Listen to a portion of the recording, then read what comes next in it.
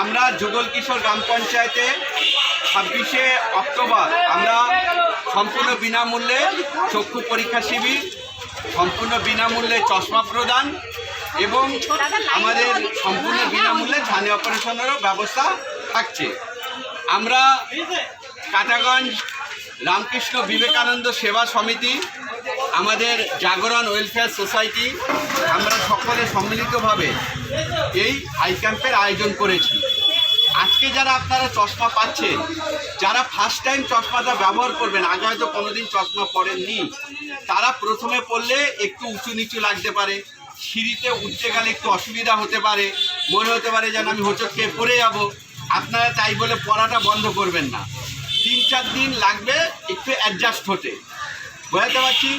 কারো মনে হতে পারে আমি দূরের পাওয়ারটা ভালো দেখছি, কাছেরটা ভালো দেখছি না। অন্তত 3-4 দিন আপনারা সময় দেবেন। চশমাটা একটু অ্যাডজাস্ট হতে সময় লাগে।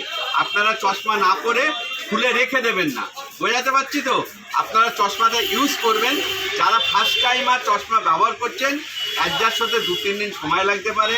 আর যাদের অলরেডি চশমা আছে তাদের ক্ষেত্রেও যদি কোনো প্রবলেম হয়, আপনারা 3-4 দিন পরে অবশ্যই আমাদের জানাবেন যে আমার এই প্রবলেম হচ্ছে, এই প্রবলেম হচ্ছে না। আমাদের হচ্ছে প্রজেক্টটা ভীষণ সরল, সকলের জন্য দৃষ্টি। এই সুন্দর পৃথিবী যিনি একবার দেখেছেন, কোনো কারণে, আর্থিক কারণ হোক, সামাজিক কারণ হোক, যে কোনো কারণে সে যেন এই পৃথিবী দেখার হাত থেকে বঞ্চিত না হয়। আমরা সকলের হাতে যেন চশমা শুধু তুলে দেওয়া না, চশমা তুলে দেওয়ার সাথে সাথে এই অ্যাওয়ারনেসটাও করা। দেখবেন আমাদের বাড়িতে অনেক বৃদ্ধা রয়েছেন, বাবা মা রয়েছেন। অনেকের কিন্তু আর্থিক কারণে একমাত্র সমস্যা নয়, অনেকের কাছে দেখবেন জনবল নেই। বয়স্ক ভদ্র মহিলা বাড়িতে রয়েছে, তাকে যে কষ্ট করে একটু আমি চোখের ডাক্তারের কাছে নিয়ে যাব, ওই সময়টা আমরা বাবা মাকেও দিতে পারছি না। আমরা এত কর্মব্যস্ত হয়ে পড়েছি। সুতরাং বাড়ির বয়স্ক বাবা মাকে একটু সময় দিন। একটা ঘটনার উল্লেখ করে, আমাদের হুগলিতে এরকম একটা ঘটনা ঘটেছে। বয়স্ক মানুষ, তাদের কিন্তু টাকার অভাব নেই, টাকা যথেষ্ট আছে, পেনশন পান, কিন্তু তাকে যে প্রয়োজন মনে করে হসপিটালে নিয়ে যাওয়া, চোখটা একটু দেখানো, তার চশমার ব্যবস্থাটা করে দেওয়া, চশমার পাওয়ার বেড়ে গেছে, তার বাড়ির লোক সেই সময় পাচ্ছে না। আমি যখন সেখানে পৌঁছলাম, শোনার পরে দেখলাম যে তার আমার অভিজ্ঞতা, আমি তার ডাক্তার না, যে ছানি বেশ ভালোই পেকে গেছে। যখন হসপিটালে নিয়ে গেলাম, ঠিক ছানি পেকে গিয়েছে। তাকে সই তো করতে হবে বাড়ির লোকে, আমি সই করিয়ে তার ওটিটা করিয়ে দিই, চোখে ছানি অপারেশনটা করিয়ে দিই। তার বাড়ির লোক আসেনি।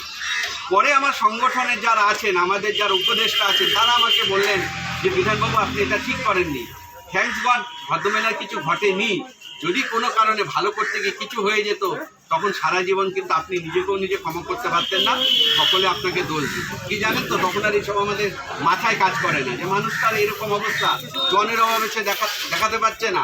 আমরা আশিসের মতন ছেলেরা আমরা এইসব ভাবি না, আমরা ঝাঁপিয়ে পড়ি, পরে যা হয় হবে, দেখা যাবে। এই জন্য আপনারা চশমা নিজেরাও নিচ্ছেন, সাথে সাথে এই অ্যাওয়ারনেসটা করবেন। বাড়িতে যারা বয়স্ক আছেন তাদের অন্তত 6 মাসে না পারেন, বছরে একবার চোখটা একটু তেজ করা।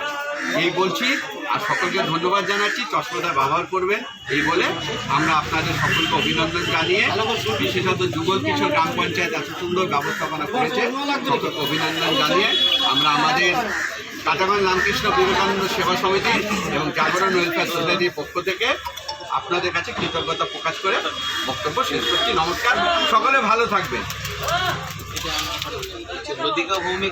98 না 198